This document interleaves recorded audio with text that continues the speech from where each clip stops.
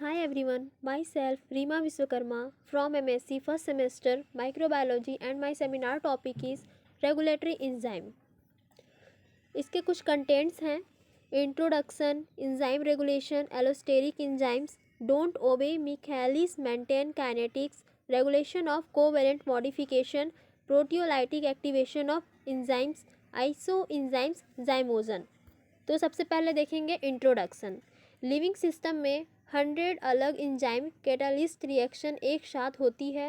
Regulatory enzyme कुछ संकेतों के जवाब में कैटालिटिक एक्टिविटी में वृद्धि या कमी दिखाते हैं। डिफरेंट सिग्नल की एक्टिविटी को बढ़ाकर या घटाकर प्रतिक्रिया करते हैं। रेगुलेटरी कंपाउंड से बाइंड करता है रिवर्सिबल या इरिवर्सिबल मोड से। कोवेलेंट या नॉन कोवेलेंट बाइंडिंग शो करता है। कोवेलेंट होगी तो परमानेंट शो करेगा और अगर नॉन कोवेलेंट होगी तो इरिवर्सिबल माना जाएगा। अब आगे देखते हैं एंजाइम रेगुलेशन। एंजाइम रेगुलेशन क्या होता है? Enzyme regulation enzyme catalytic activity को सीधे स्ट्रक्चरल अल्टरनेशन के थ्रू कंट्रोल किया जा सकता है जो enzyme substrate binding affinity allosteric को प्रभावित करते हैं। इसके कुछ टाइप्स हैं जैसे कि allosteric enzymes of enzymes, proteolytic activation of enzyme, reversible by isoenzymes, reversible by covalent modification. तो देखते हैं एलोस्टेरिक एंजाइम्स। जब भी कोवेलेंट बाइंडिंग होती है तो मॉड्यूलेटर और एंजाइम के बीच में वहाँ एंजाइम इन्वॉल्व होती हैं, उसे एलोस्टेरिक एंजाइम बोलते हैं। इनकी जो बाइंडिंग होती है रिवर्सिबल होती है, इसे वापस से रिवर्स किया जा सकता है। नॉर्मली रेगुलेटरी एंजाइम को मॉड्यूलेटर या कोफैक्टर भी बोलते हैं। केमिकल रिएक्शन के रेट को इंक्रीज करेगा तो स्टिमुलेटरी बोलेंगे और अगर डिक्रीज करेगा तो इनहिबिटरी बोलेंगे। मोस्ट केसेस में सब्सट्रैक्ट मॉड्यूलेटर ही होता है। जैसे कि हम एग्जांपल लेते हैं फीडबैक इनहिबिशन का। इस केस में केमिकल रिएक्शन, इसमें एक एंजाइम इन्वॉल्व है, एक सब्सट्रैक्ट इन्वॉल्व है और कुछ सीरीज ऑफ रिएक्शन के बाद एक फाइनल प्रोडक्ट बनता है। तो जो भी फाइनल प्रोडक्ट है वो वापस से जो फर्स्ट स्टेप में एंजाइम इन्वॉल्व हैं उससे बाइंड कर जाता है, उसे फीडबैक भेजता है कि वो प्रोडक्ट पहले से ही बहुत ज़्यादा बन गया है और बनाने की ज़रूरत नहीं है। फीडबैक इनहिबिशन इससे प्रोडक्ट और की प्रोडक्शन को रोकता है। जो भी एलोस्टेरिक एंजाइम होते हैं उसके दो तरीके के काम होते हैं। पहला होता है होमोट्रोपिक और दूसरा हेट्रोट्रोपिक। ये इसके टाइप्स भी बोल सकते हैं। जब पहले देखते हैं होमोट्रोपिक क्या होता है। जब जो एंजाइम है उससे मॉड्यूलेटर और सब्सट्रैक्ट बाइंड कर रहा है वो आइडेंटिकल है या सेम है तो उससे होमोट्रोपिक बोलेंगे। होमो मतलब सेम होता है। हेट्रोट्रोपिक मतलब क्या होगा? सब्सट्रैक्ट और मॉड्यूलेटर डिफरेंट मॉलिक्यूल हैं, वह डिफरेंट साइट से बाइंड करते हैं, उसे हेट्रोट्रोपिक कहते हैं। नेक्स्ट देखते हैं एलोस्टेरिक एंजाइम को ओलिगोमेरिक बोलते हैं क्योंकि इनकी बहुत सारी प्रोटीन सब यूनिट प्रेजेंट होती हैं। ओलिगोमर से बने हैं ये। एलोस्टेरिक एंजाइम के पास दो फंक्शनली डिफरेंट बाइंडिंग साइट होती हैं।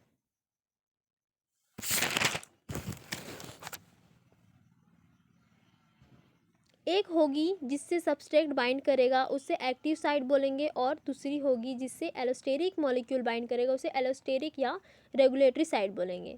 मॉड्यूलेटर मॉलिक्यूल 2 टाइप्स के होते हैं। पहला होता है एक्टिवेटर और दूसरा होता है इनहिबिटर। तो एक्टिवेटर क्या होता है? एक्टिवेटर को हम पॉजिटिव मॉड्यूलेटर भी बोलते हैं। जो एक्टिवेटर होंगे एंजाइम के जो भी केमिकल रिएक्शन होगी उसे एक्टिव कर देते हैं। और इनहिबिटर में क्या होता है? इनहिबिटर को नेगेटिव मॉड्यूलेटर भी बोलते हैं। इनहिबिटर केमिकल रिएक्शन के रेट को डिक्रीज कर देते हैं। नेक्स्ट देखते हैं एलोस्टेरिक एंजाइम्स का वर्क कैसे होता है। इस डायग्राम में तो दिख रहा है एक ब्लू है एक पिंक है। जो ब्लू कलर में है वो कैटालिस्ट साइड है और जो पिंक कलर में है वो रेगुलेटरी साइट है। इसके दो साइड होते हैं। रेगुलेटरी साइड वर्क कैसे करता है? रेगुलेटरी साइड के पास एक रीजन होगा जिससे मॉड्यूलेटर आके बाइंड करेगा और दूसरी साइड में कैटालिटिक साइड जिससे सब्सट्रैक्ट आकर बाइंड करेगा। एम से मॉड्यूलेटर सबसे पहले आकर रेगुलेटरी साइड से बाइंड करेगा मॉड्यूलेटर। जब उसकी बाइंडिंग होगी तभी सब्सट्रैक्ट आकर कैटालिटिक साइड से बाइंड करेगा।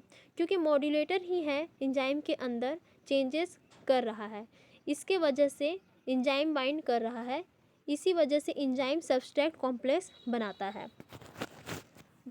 एस से सब्सट्रैक्ट, एम से पॉजिटिव मॉड्यूलेटर है ये, इस तरीके से ये वर्क करता है। फिर नेक्स्ट देखते हैं, allosteric enzymes don't obey Michaelis Menten kinetics. मतलब नेक्स्ट चीज़ हमें याद रखनी है कि जो मिchaelis मेंटेन काइनेटिक्स होते हैं वो इसे फॉलो नहीं करते हैं। सब्सट्रेट की कॉन्सेंट्रेशन हाई हो तो सेचुरेशन हो जाती है, तो वो सिग्मोइड कर्व शो करता है, तो यहाँ एस कर्व बनाती है। इससे ये पता चलता है कि जो भी एंजाइम है उसके जो भी इंडिपेंडेंट प्रोटीन सब यूनिट हैं वो सब कोऑपरेटिव मैनर में इंटरेक्ट कर रहे हैं। नेक्स्ट में हम ये ग्राफ देखते हैं, जिससे ये जो वी मैक्स है वो वेलोसिटी को शो करेगा और के एम जो है वो सब्सट्रैक्ट को शो करेगा। ये नॉर्मल कर्व शो नहीं करता है। जो पॉजिटिव मॉड्यूलेटर है वो अलग कर्व शो करेगा और नेगेटिव मॉड्यूलेटर अलग शो करेगा, उसकी एंजाइम्स जो रेगुलेटरी एंजाइम का एक्शन होगा वो अलग होगा, और जो बीच में है वो नो मॉड्यूलेटर, कोई मॉड्यूलेटर शो नहीं करेगा। इस तरीके का इसका ग्राफ बनता है। नेक्स्ट देखते हैं, regulation of covalent modification. Covalent modification होगी तो इरिवर्सिबल मैनर में होगी, जिससे रिवर्स नहीं कर सकते हैं। कोवैलेंट मॉडिफिकेशन में आते हैं फॉस्फोराइलेशन, मतलब addition of phosphate group, adenylation मतलब addition of AMP, methylation addition of methyl group. More than 500 different molecules जो हैं मॉडिफाई करते हैं एंजाइम को बाय दिस मेथड। जो मोस्ट कॉमन कोवैलेंट मॉडिफिकेशन होते हैं सेल के अंदर वो फॉस्फोराइलेशन के थ्रू होते हैं। नेक्स्ट देखते हैं, some enzymes whose activity can be controlled by reversible covalent modification. मतलब कुछ एंजाइम्स हैं जिसकी एक्टिविटी कंट्रोल होती है रिवर्सिबल कोवैलेंट मॉडिफिकेशन के थ्रू। तो एंजाइम्स के इसमें नाम दिए हुए हैं और मॉडिफिकेशन भी इसका दिया हुआ है। तो पहला देखते हैं, ग्लाइकोजन फॉस्फोराइलेस। इसका जो मॉडिफिकेशन होता है फॉस्फोराइलेशन के थ्रू होता है। वैसे ही ग्लाइकोजन सिंथेस का फॉस्फोराइलेशन से ही होगा। ग्लूटामिक सिंथेस का इकोलाई एडिनाइलेशन से होगा। नाइट्रोजिनेस का एडीपी राइबोसाइलेशन से होगा। नेक्स्ट देखते हैं हम, ये एक टाइप ही है, थर्ड टाइप है, प्रोटियोलाइटिक एक्टिवेशन ऑफ एंजाइम्स। जैसे कि हमारे बॉडी में पैनक्रियास जो एंजाइम रिलीज करता है, ट्राइसोजन, कीमोट्राइपोजन, उस सब के केस में क्या होता है कि जो सब एंजाइम इनएक्टिव फॉर्म में प्रोड्यूस हुए हैं, जिस भी एरिया में एक्शन करता है वह एक्टिव होते हैं। तो वो एक्टिव किससे होते हैं? प्रोटियोलाइटिक क्लीवेज, यानी वह प्रोटीन को कट करके आगे बढ़ते हैं। तो क्या होता है इसमें, यानी इस केस में जो भी एंजाइम प्रोड्यूस हो रहे हैं इनएक्टिव फॉर्म में प्रोड्यूस होते हैं, और इस इनएक्टिव फॉर्म को जाइमोजन बोलते हैं। इनएक्टिव जाइमोजन होते हैं, उसके पास एक्टिव साइट होती है जो मास्क्ड होती है पॉलीपेप्टाइड चेन से। यह एक्टिवेशन हो रहा है प्रोटियोलाइटिक क्लीवेज की वजह से। नेक्स्ट हम देखेंगे आइसोजाइम्स क्या होता है। सेम एंजाइम्स की मल्टीपल फॉर्म्स होती हैं इसमें।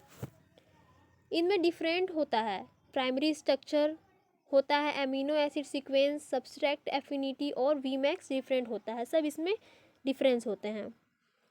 जैसे कि हम एग्जांपल देखते हैं, लैक्टेट डिहाइड्रोजिनेस होता है, उसमें 5 आइसोजाइम्स जो हैं होमो या हेट्रोमर्स होते हैं 2 सब यूनिट का, जैसे कि H एंड M।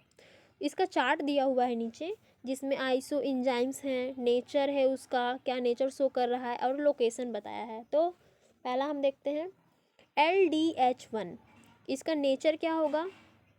H4, और ये प्रेजेंट होता है हार्ट के RBC सेल में। सेकेंड है LDH2, इसका है H3M और ये इन रेटिना के इंडोथियल सिस्टम में प्रेजेंट होते हैं। थर्ड है LDH3, H2M2 इसका सब यूनिट होता है, ये लंग्स में प्रेजेंट होते हैं। LDH4 ये HM3 होता है, ये इनका लोकेशन होता है इन किडनी और प्लेसेंटा में। वैसे ही लास्ट है LDH5, ये M4 होते हैं और ये प्रेजेंट होते हैं इन लीवर और स्ट्रैंड मसल में। लास्ट हम नेक्स्ट देखते हैं जाइमोजन। जाइमोजन क्या होता है? इनएक्टिव प्रिकर्सर हैं एंजाइम के जो एक्टिव होती हैं आफ्टर प्रोटियोलाइटिक क्लीवेज, क्लीव्ड हो रही हैं जिससे एक्टिव एंजाइम बन रही हैं। एग्जाम्पल देखते हैं ट्रैप्सिनोजन, कैमोट्रिप्सिनोजन, प्रोकार्बोक्सीपेप्टिडेज, ये हम लोग पहले भी देख चुके हैं। वो जाइमोजन के फॉर्म में प्रोड्यूस होते हैं जब भी इसमें कोई प्रोटियोलाइटिक क्लीवेज होती है, उसके बाद वो एक्टिव हो जाते हैं। Thank you.